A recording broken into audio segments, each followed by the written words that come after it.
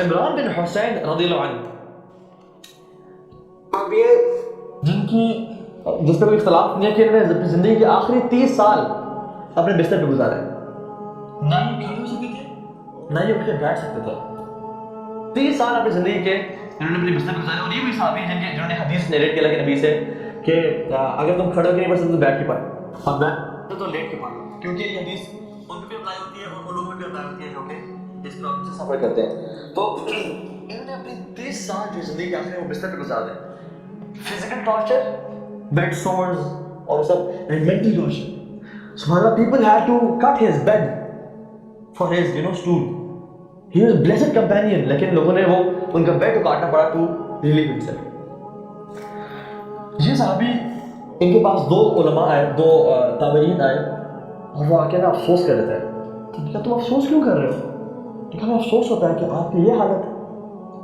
وہ کہتے ہیں کہ میں تمہیں بات بتاتا ہوں، میں نے کسی اور کو نہیں بتائی اور نہ تم کسی اور کو بتانا میرے مرنے تک.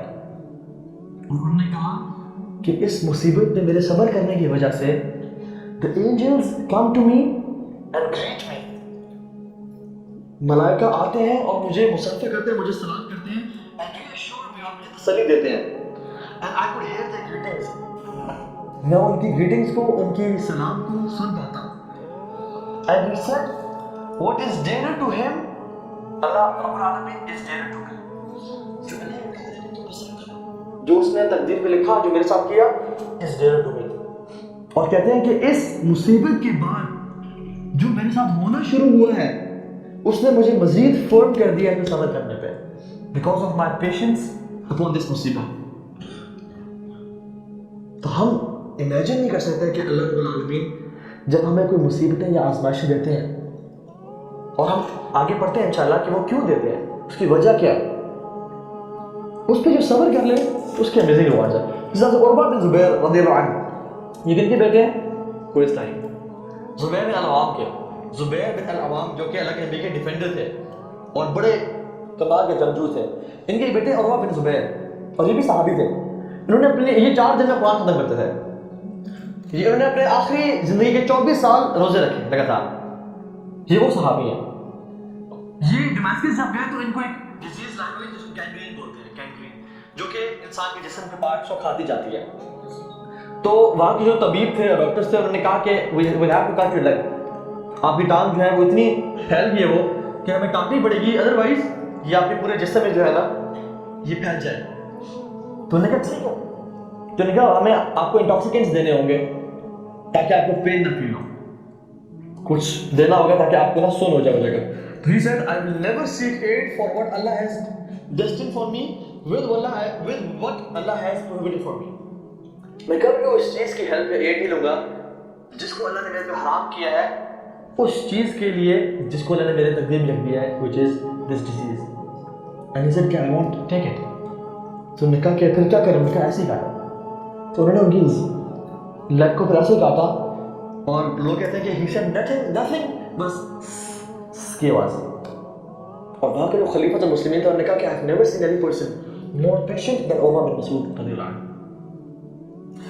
اور سبحان اللہ، جب ان کی ٹانگ کو کاٹ دیا اور اس کو ایک پانی کے گڑھے میں ڈال دیا ٹو بری اٹ، تو انہوں نے ٹانگ کو دیکھ کے کہا کہ you know I never used you in the disobedience of رسول اللہ، کہ تجھے پتہ ہے کہ میں تجھے کبھی استعمال نہیں کیا اللہ کی نافرمانی میں. یہ ہمیں سے کون شخص ہے جو یہ بات کر سکتا ہے اپنے کسی بھی لمٹ کے بارے میں؟ These guys were sure enough کہ میں نے اس کو کبھی اللہ کی نافرمانی میں یوز نہیں کیا. اور پھر کیا ہوا کہ جب وہ وہاں سے ان کو لے جایا گیا تو ایک شخص دور سے چلتا ہوا تھا ان کے پاس. تو وہ شخص آ رہا تھا، تو انہوں نے کہا کہ اگر تم مجھے کنڈولنس کے لیے آ رہے ہو تو مجھے تمہاری کنڈولنس کی ضرورت نہیں ہے، بیکاز آئی ایم پیشنٹ. شاید تمہارے کچھ کالر سے میں پیشنٹ میں لوز نہ کر جاؤں. سو اسٹے بٹ خیر، سے بٹ خیر، جو کہو وہ خیر کی بات کو، کوئی ایسی بات نہ کرنا. تو نے کہا کہ نہیں میں تمہیں کنڈولنس نہیں کرنے آ رہا بلکہ میں تمہیں خبر دینے آ رہا ہوں. انہوں نے کہا کیا ہوا؟ کہ تمہارا بیٹا عبداللہ بن عروہ بن زبیر وہ تمہارے اسٹیبل میں کھیل رہا تھا اور تمہارے جو گھوڑے تھے وہ ان کے اوپر چڑھ گئے and he died. تو he said اِنَّ لِلَّهِ وَإِنَّا إِلَيْهِ رَاجِعُونَ. اے اللہ تو نے مجھے 4 لمز دیے، ایک لے لیا تو کیا ہوا، اور 7 بیٹے دیے، ایک بیٹا لے لیا تو کیا ہوا. This was attitude سبحان اللہ. ہم لوگ تو اپنی زندگی میں سارا زندگی اس دن کو یاد کرتے ہیں جس میں مصیبتیں اور پریشانیاں ہم پہ آئیں. ہم کبھی بھی اپنی زندگی وہ دن یاد نہیں کرتے جس میں اللہ تعالیٰ نے ہمیں صحت دی ہوئی تھی یا کھانے پینے کو اچھا دیا ہوا تھا یا جس دن ہمیں اللہ نے blessings the. Why we become so negative in our life? All what we remember is negative things. اللہ کے نبی کی حدیث ہے جس میں فرمایا انظروا الی من هو اسفل منکم, تم اس کو دیکھو جو تمہارے سے نیچے ہے, کمتر ہے. ولا تنظروا الی من فوقکم, اس کو مت دیکھو جو تمہارے سے اوپر ہے. کیوں؟ فوق اجدروا اللہ تزدروا نعمت اللہ علیکم, کہ تمہارے لیے بہتر ہے. کیا بہتر ہے؟ تمہارے سائیکالوجیکلی تمہارے لیے بہتر ہے, تمہارے لیے فزیکلی بہتر ہے. اللہ تزدروا نعمت اللہ علیکم, کہ تم اللہ کی نعمتوں کا جھٹلاؤ گے نہیں, ان کا کفران نعمت نہیں کرو گے. ان لوگوں نے دیکھا کہ چار, دو ہاتھ دو ٹانگیں اللہ نے اتنے عرصے کے لیے دے کے رکھی, ایک ملی تو کیا ہوا, اور مجھے 7 چلڈرن دیے, ایک لے لے تو کیا ہوا. سبحان اللہ, this attitude comes from the help of Allah subhanahu wa ta'ala.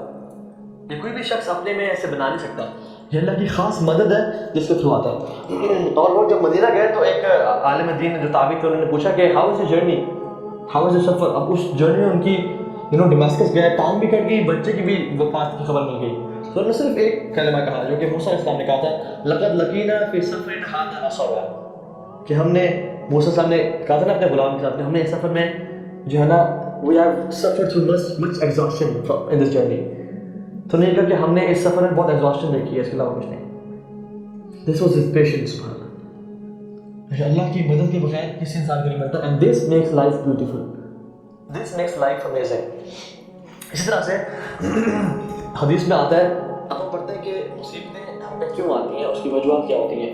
حدیث میں آتا ہے من یرید اللہ بہ خیرا یوسب منہ اور یوسب منہ. ایک اور روایت میں آتا ہے یوسب منہ, کہ اللہ تعالیٰ جسے خیر کا ارادہ کرتے ہیں اس کو مصیبتیں دیتے ہیں, اس کو ٹرائلز میں مبتلا کرتے ہیں. اور کو جس بات ہے اللہ تعالیٰ جسے محبت کرتے ہیں اس کو ٹرائلز میں مبتلا کرتے ہیں. نہ اس کی حکمت کیا ہے. امام ابن قیم الجوزی رحمہ اللہ فرماتے ہیں کہ if it were not for the trials, اگر یہ ہمارے ٹرائلز اور مصیبتیں پہ نہ ہوتی اور ہم اس پہ صبر نہ کرتے تو قیامت کے دن ہم بینکرپٹ ہوتے ہیں. تو یہ مصیبتوں پہ صبر کرنا ہی ہے جو کہ ہمارے گناہوں